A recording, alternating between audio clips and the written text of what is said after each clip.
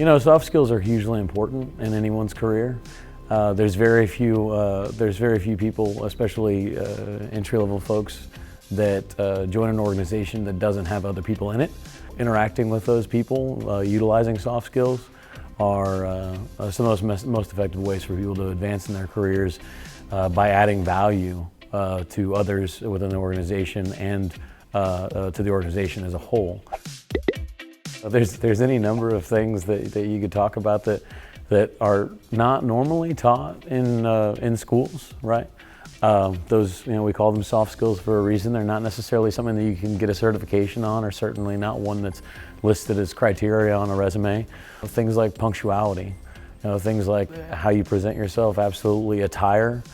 So the top 2 or 3 skills in a workplace environment that are really important at INEOS, and I think probably most places I've ever worked, revolve around understanding expectations, being able to get comfortable with asking questions about those expectations, and a strong sense of self-awareness on how I can contribute and where I may need to partner with somebody to ensure that I'm bringing value. Primarily things that we look for in people that we supervise or manage is someone who's going to listen to us. They're going to have those active listening skills and be able to take that information that we give them and apply it to them. Apply it to whatever that workstation is. Work ethic.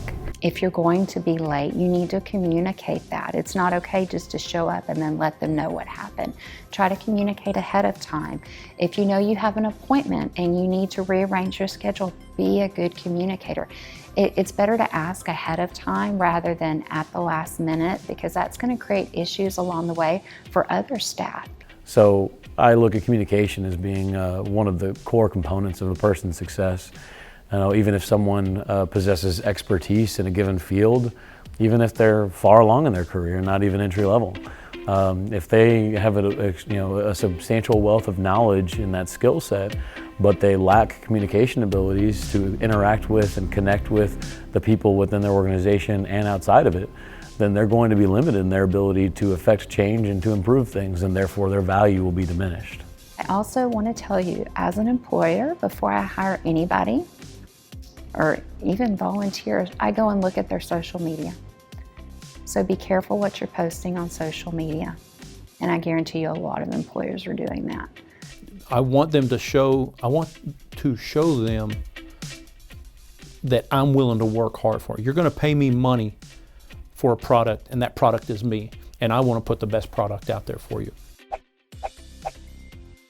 I've been extremely impressed by the Student Career and Transfer Office, but with Lena and her team, they've been extremely open and welcoming to me as an employer, and it's very apparent, very obvious, and this is an example of them constantly looking at new ways that they can further help the student body here, that they want to make themselves available and provide whatever resources will make students effective, both in their performance, right, as a student, but also in preparing them for the world that lies ahead. They offer a number of things that at the job fair they had kind of a rapid fire interview set up, an opportunity for students to get face-to-face with potential employers, to get those reps in, to get the experience.